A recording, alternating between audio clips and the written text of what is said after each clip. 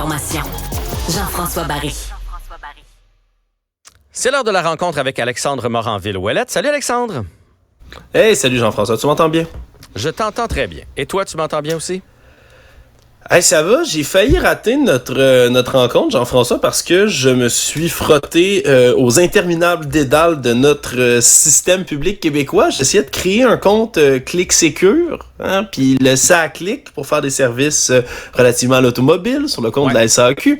Puis là, dans le fond, pour avoir accès à telle chose, ça me prenait un avis de cotisation, je sais pas trop quoi. Pour avoir ce truc-là, il faut se créer un compte. Pour aller chercher. Je suis allé sur Revenu Québec, me créer un compte. Mais pour se créer un compte, faut que tu donnes le numéro que je suis venu me créer un compte pour aller le chercher.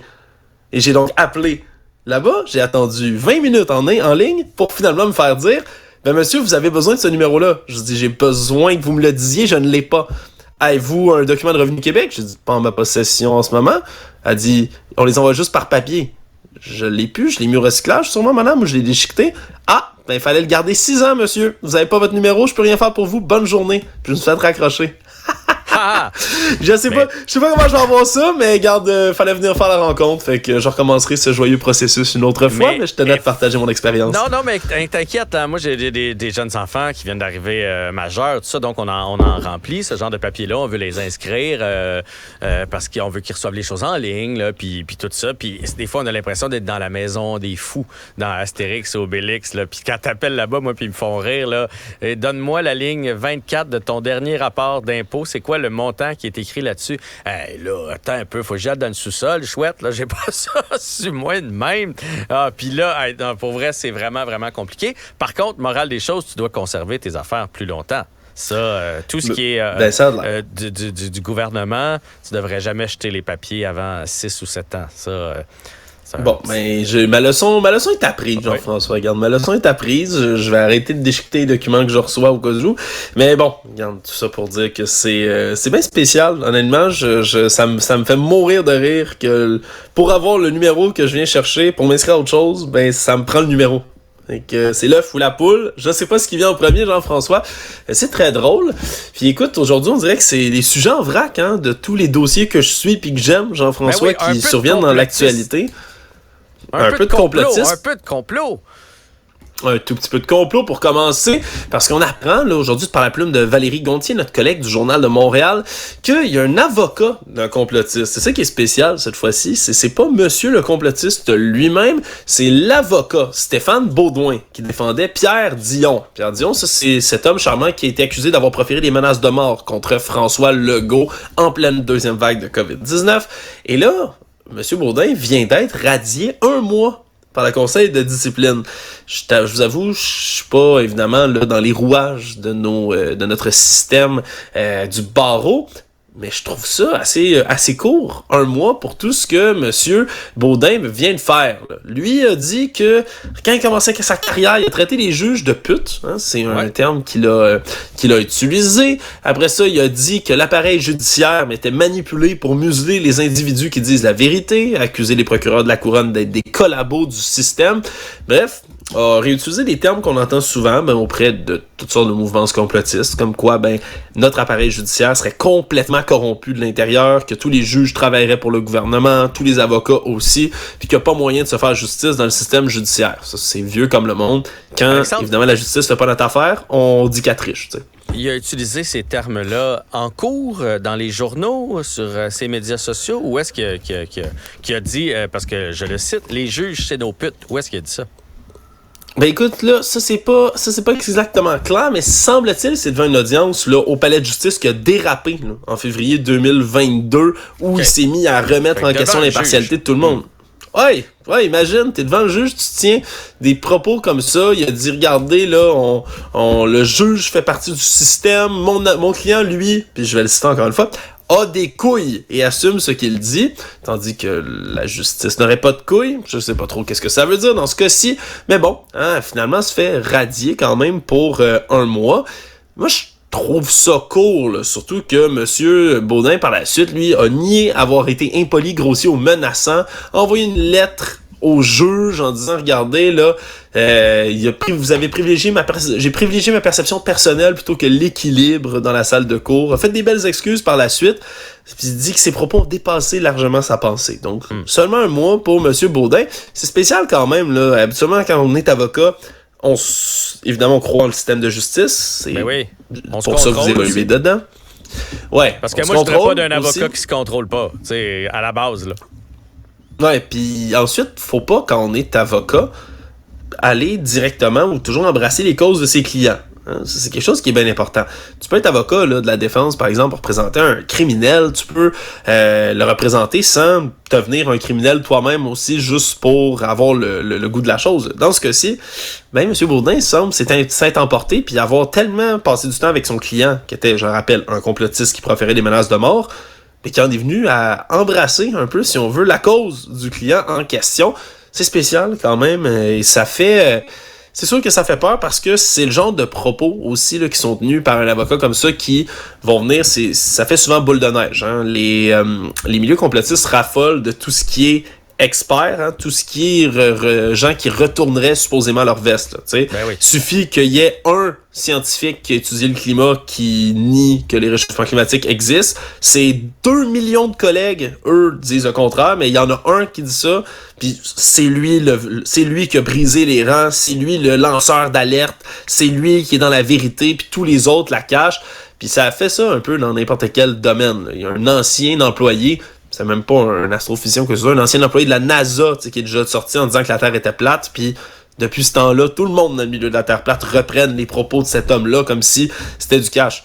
Fait que quand on s'entend c'est pas à la même échelle, mais quand t'as un avocat qui lui dit publiquement des choses comme ça en disant regardez, le système de justice est corrompu puis les juges sont pas impartiaux, le problème, c'est qu'il y a des gens dans la population qui sont mal informés sur le système judiciaire, qui comprennent mal aussi, c'est normal, c'est compliqué.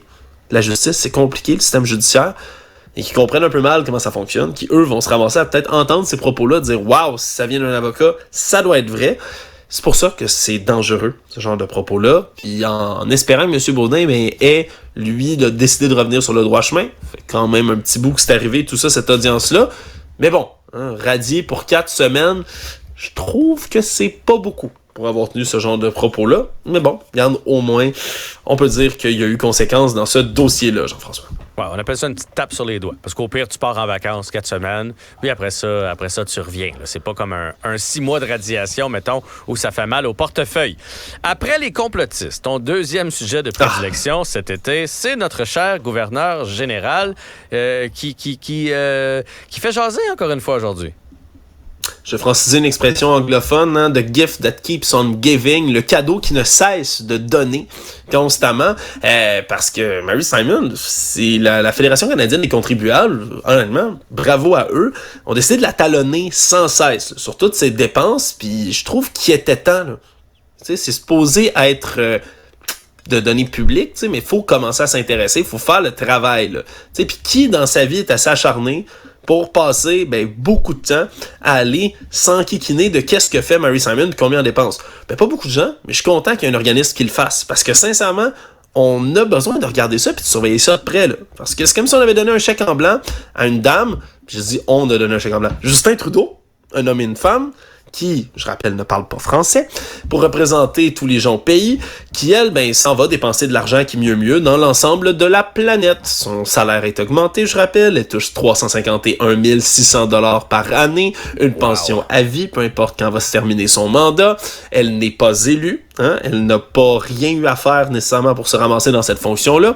Et là, on elle a la carte de crédit. Toi, tu dis un chèque en blanc. Moi, j'ai l'impression qu'elle a la carte de crédit du Canada, marqué Canada dessus. Pip, pip, pip, pip, non seulement, elle se promène, non seulement, elle paye avec ça. Non seulement là, puis en plus, c'est la championne du monde des dépenses. Mais c'est, tu sais, n'importe qui dépense, là. Puis c'est normal, les organismes gouvernementaux, ça coûte cher, des voyages d'État. Puis, tu sais, quand Pierre Fitzgibbon s'est déplacé en Suisse pour aller assister à un forum économique, tu sais, on a regardé à la loupe les coûts. Ça avait coûté cher. OK. Mais c'est un ministre élu de l'économie en mission économique. Genre, il s'en va faire quelque chose Ben, c'est important. C'est surtout que lui, on l'a élu. Le peuple a parlé pour que cet homme-là nous représente de manière économique. Et il va peut-être avoir Madame des Simon? retombées de ça. Peut-être pas. Des fois, il voyage pour rien, mais peut-être qu'il va rencontrer quelqu'un, tisser un lien d'affaires qui éventuellement qui va rapporter à la province. Ben, au Madame moins, Simon, lui, c'est parce que... Ben, elle n'a pas de pouvoir sur rien. Madame Simon, c'est un poste complètement ostentatoire. Elle représente la monarchie britannique au Canada. Elle a rien comme pouvoir, comme profession. C'est aller faire des tatas dans d'autres pays. C'est essentiellement ça son travail. Et là, ben, je rappelle que quand je dis que c'est la championne du monde, là, la championne du monde des dépenses, si on dirait que dans certains cas, faut faire exprès de vouloir dépenser plus d'argent pour que ça coûte aussi cher. Là, la nouvelle du jour, c'est que ces voyages en 2022 là, aux contribuables, ces déplacements, là, c'est important de le préciser, déplacement de Mme Simon, 2,7 millions de dollars que ça a coûté en 2022. Puis c'est une facture qui est en ce moment partielle parce que jusque dans l'année 2023, même encore où on est, on continue de traiter des factures de dépenses de Mme Simon de l'année dernière. Donc c'est peut-être potentiellement pas fini, ça pourrait peut-être monter. Qui dit mieux? 3 millions de dollars, 3 millions de déplacements de Mme Simon, je l'entends dans le fond de la pièce. C'est cinglé. Puis ça nous rappelle, comme d'habitude, ben, tous les moments où elle a dépensé jusqu'à là, qu'on sait. Parce que on l'attrape la main dans le pot à biscuits des fois. Mais le reste du temps, on n'a aucune idée de ce qu'a fait Mme Simon. Qui est au courant des déplacements de Mme Simon? Et là, c'est juste Il n'y a personne qui surveille sa trace. C'est pas, hôtel, vêtements, nourriture, etc., etc. Là, c'est déplacement. Ouais. Ben là, tu sais, Mme Payette, mettons, l'ancienne gouverneure générale, elle, ça avait coûté 3 millions de dollars au cours des 29 mois avant la pandémie. Là, je comprends qu'il y a eu de l'inflation, mais là, on est déjà à 2,7 millions en 2022, en un an, sur 12 mois, comparativement aux 3 millions pour 29. Elle met du super, ben, c'est pour ça. Oh, pas d'ordinaire. Elle met du super. Mais tu sais, là, on en avait déjà parlé, parce que c'est une nouvelle qui est tombée en début d'été, Jean-François, mais, tu sais, reparlons-en. Le service de limousine qu'on avait appris de Madame la gouverneure générale lorsqu'elle s'était rendue en Islande, sommet de 4 jours. Je le rappelais, 8 minutes à pied que ça prenait se rendre de son hôtel jusqu'à où elle voulait aller. Ça a coûté 71 000 $ en 4 jours de transport. Même si tu mets du super, Jean-François, puis même si tu laisses le moteur rouler là, pendant 4 jours, ça marchera c'est pas supposé dire que ça coûte. On a regardé les services de limousine qui existent, là. Ça coûte moins cher. Acheter une BMW flambant neuve, là, complètement, ça aurait coûté moins cher que de déplacement que ça. Pour quelque chose qui est à 8 minutes à pied. Et c'est plate parce que ces nouvelles-là, on va toujours les traiter en riant, comme ça. Mais c'est tellement d'argent. C'est tellement d'argent, puis ça me ramène. Puis là, je ne fais pas d'appel à la violence. C'est important, je le dis fort comme ça, parce que je fais un parallèle historique. Marie-Antoinette, en France, qui disait « Contexte économique de fou, les gens meurent de faim dans les rues, le prix du pain augmente. » Là, elle répond « Ils ont faim, bien qu'ils mangent de la brioche. » Phrase qui est passée à l'histoire, parce que qu'est-ce qui est arrivé à Madame Marie-Antoinette par la suite? Oui, à la guillotine.